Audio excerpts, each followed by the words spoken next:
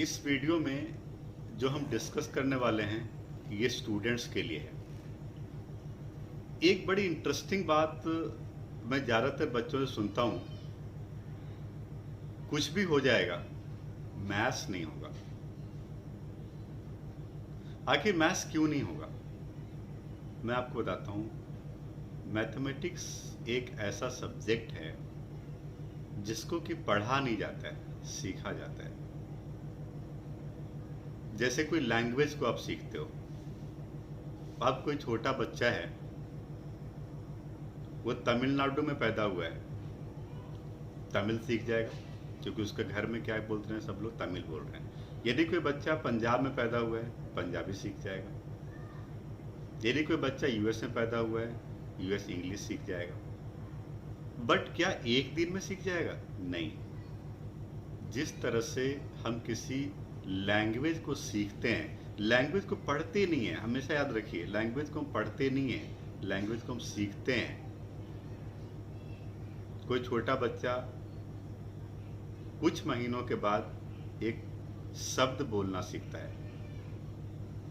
1-2 सालों में बड़ी मुश्किल से एक सेंटेंस बना पाता है, और 2-3 सालों के बाद वो अपनी पूरी बात एक्सप्रेस कर पाता है किसी भी लैंग्वेज में, चाहे वो जिस भी लैंग्वेज का, उसका मदर टंग जो भी हो। तो आप देख रहे हो कि किसी भी लैंग्वेज, इवन आप छोटे बच्चों की बात छोड़िए, हमारी बात करिए, आपकी बात करिए, आप जिस लैंग्वेज में, मान लो कि आपको हिंदी आती है, आपको इंग्लिश आती है, आपसे कहा जाए कि चलो आप तेलुगु सीख लो या तेलुगु में बात करो, आपको 1 हफ्ते की, 15 दिन की भी ट्रेनिंग दी जाए तो शायद आप ठीक से बातचीत नहीं कर पाओ, फ्लुएंट नहीं होगे। उसमें भी काफ़ी महीने लग जाएंगे, तब आप फ्लुएंटली बात कर पाओगे। तो जिस तरह से किसी लैंग्वेज को सीखने की प्रक्रिया बहुत स्लो है, उसी तरह से मैथमेटिक्स को भी पढ़ा नहीं जाता है। ज़्यादातर बच्चे गलती क्या करते हैं, मैथमेटिक्स को पढ़ने की कोशिश करते हैं। मैथमेटिक्स पढ़ने का सब्जेक्ट नहीं है, सीखने का सब्जेक्ट है। अब ये इम्पॉर्टेंट बात आती है कि सीखना कैसे है, कैसे सीखेंगे। ये तो बहुत मुश्किल है हमारे लिए।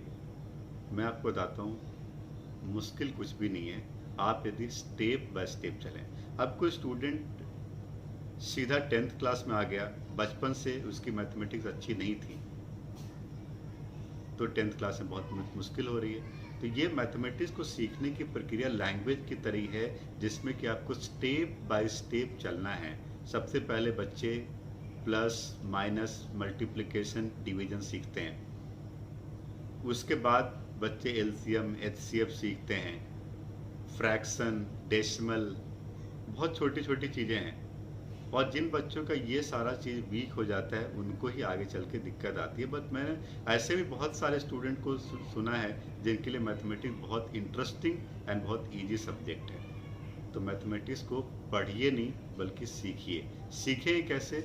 लगातार प्रैक्टिस करिए, रेगुलर प्रैक्टिस करिए। एक नया क्वेश्चन को कर रहे हो, आप उसमें इंटरेस्ट लीजिए और उसको करिए। जिस तरह से आप एक मोबाइल पे गेम खेलते हो और ऐसा लगता है चलो इस लेवल को क्रॉस करना है, इसको क्रॉस करना है, अरे तुमने किया था क्या, तुमने नहीं किया था, मैंने इस लेवल को क्रॉस कर लिया। आपस में बच्चों के बीच में, स्कूल में और कई जगह पे इस तरह की डिस्कशन रहती है गेम्स के बारे में, क्योंकि उसमें बहुत मज़ा आता है। मैथमेटिक्स के साथ एक चीज़ जुड़ी हुई है, ये पढ़ाई है। एंड पढ़ाई बचपन से इतनी बार कह दिया जाता है घर में, पढ़ो पढ़ो पढ़ो, ये हमें नेगेटिव वर्ड लगने लगता है। इस वजह से मैथमेटिक्स हमें मुश्किल लगता है। यदि हम गेम की तरह ही इससे खेलना शुरू करें तो ये हमारे लिए बहुत आसान हो जाएगा। खेलना पड़ेगा, खेलो खेलो, खेलना है, खेलना है, पढ़ना नहीं है। मैथमेटिक्स के साथ खेलना है। It's so simple, so interesting subject, जो कि ज़िंदगी में आपको बहुत काम आएगा। आप इस सब्जेक्ट को छोड़ करके आगे नहीं बढ़ सकते हो, आगे बढ़ना बहुत मुश्किल होगा। आप हायर स्टडीज़ में जाओगे, लाइफ में कहीं पर भी कुछ भी करने के लिए जाओगे, एक लैंग्वेज और एक सब्जेक्ट मैथमेटिक्स जो आपको आना ही चाहिए। मैं आपको बताऊंगा कि किस तरह से हम पढ़ेंगे, किस तरह से करेंगे, किस तरह से सीखेंगे, मैं आपको बताऊंगा। बट पहले आप अपना माइंड सेटअप करिए कि हमें सीखना है। यदि आपने एक बार माइंड सेटअप कर लिया तो मैं आपकी हेल्प करूंगा, मैं आपकी मदद करूंगा इसको सिखाने के लिए। जैसा मैं आपको गाइड करूंगा आपको बस करते रहना है। आपको कुछ महीनों में ही, कुछ दिनों में ही ये बहुत आसान लगने लगेगा। Be ready to learn mathematics.